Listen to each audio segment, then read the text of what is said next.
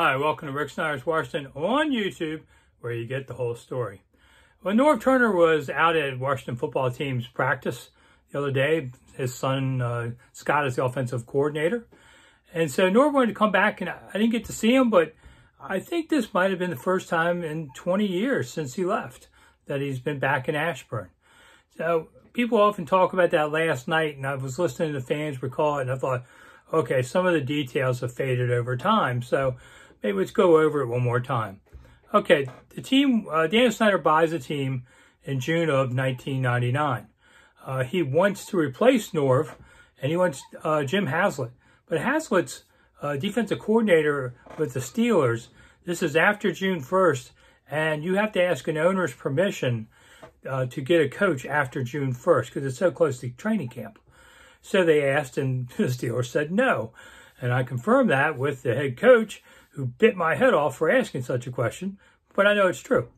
All right, so then Snider decides, well, he's got to put his stamp on the organization, so he fires Charlie Casserly, which he's admitted since was a mistake, but okay. So they go through the season. He figures he's going to fire Norv after the season. They went and won the 99 division title. It was probably the best team as Washington has had since the Super Bowl days. It was a pretty good one. Brad Johnson playing, Larry Centers, good team. I was a beat writer on that one. So now Norv can't let Norv go. And Norv kind of wants to go. He doesn't like working for this young owner who doesn't know anything about football and, is berating him all the time in front of people. And he's thinking, this is ridiculous. But his son's going to be a high school senior. That's Scott. And he wants him to be able to play his football season as a quarterback there. So he agrees to stay for the 2000 season. Nobody is happy about anything. I covered that place day to day. I can tell you so much going on behind the scenes on there that even still I can't talk about. But they get to late season and they are 7-6. Dan Snider has spent about $95 million on a roster, which back then was a record. That's back when he was getting Dion and Carrier and Bruce Smith and the dream teams. But they were all old guys cashing in one more time. Not good young prospects. And Norv kind of knew this. And the one thing they didn't have was a kicker. Norv never managed to find a kicker in all his years. And it bit him in the butt often. And it bit him in the butt in that night. All right. They lose to the New York Giants 9-7 at home. And it's kind of funny. Eddie Murray was kicking that field goal at the end to try to win. It's 10 yards past what he told Norv in the pregame he could do. Norv figured he had no choice but to let him try it, and of course the field goal failed. Okay, now the game begins. This is a 1 o'clock game.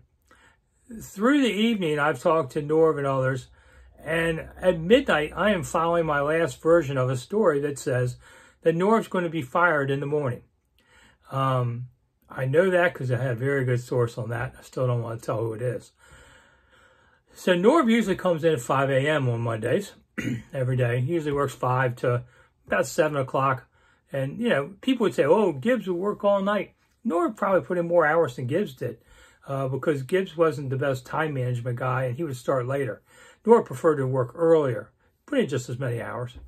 And then Norv, more or less indicates, Snider wants to talk to him at 6 a.m. Norv's like, I'm not showing up at 6 a.m. to get fired like that. I'm going to sleep in a little. I'll come in around 9. And he did. Showed up around 9, was fired about 9:30. Comes out, actually gives a goodbye presser. It's pretty rare. But he'd been around a long time. He'd been around 7 years. So everybody knew him. I liked Norv. No hard feelings there. And he was gone. Now, what happened during the night? Here's the story.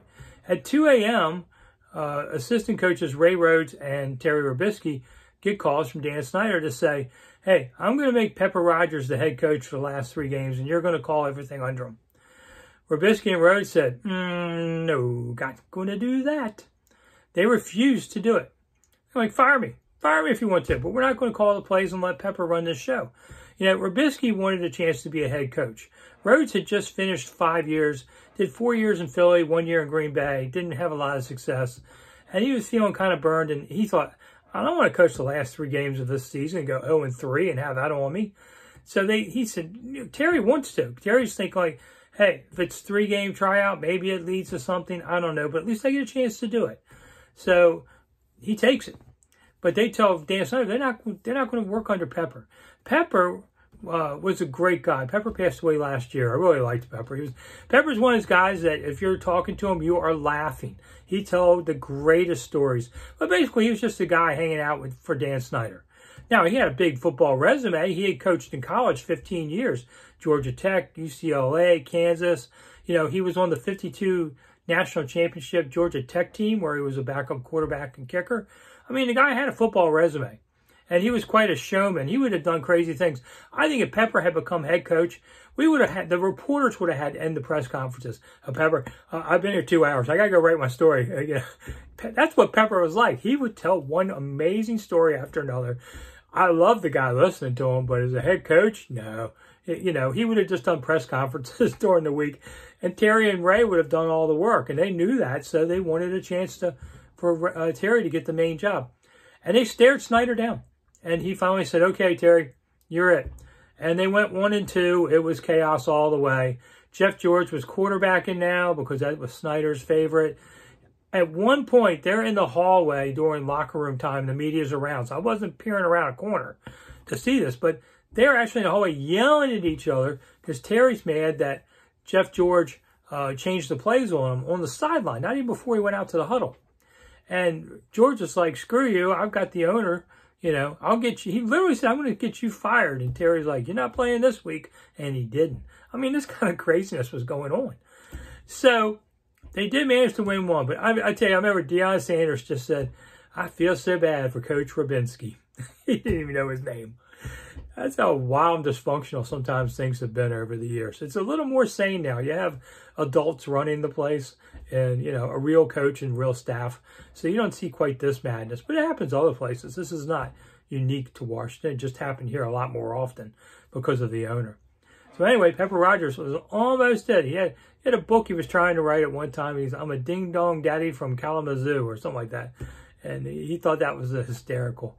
Like I said, rest in peace, Pepper. You were a great guy. It's just you didn't belong being head football coach that night, and the other guys stopped it.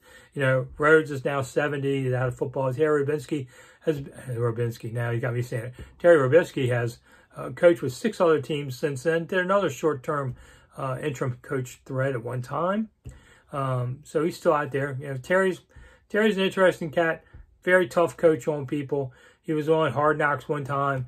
People were asking me, wow, man, do they all cuss like that all the time? I'm like, where do you think I learned this stuff from? yeah, this is not a prayer meeting in the back rooms. And Terry, Terry, give it to you rough if you mess with them on there. I'll tell you another quick story about Terry. During that 3 weeks, at one time I'm at practice, and I hear somebody yelling my name. And I'm thinking, who's yelling for me? And finally I realize it's Terry out at midfield. And he says, come here. And I'm like, I'm not coming on the field. There's a lot going on a football field. And if you're stationary in the middle, you can get hit. And I wondered if he was suckering me out there.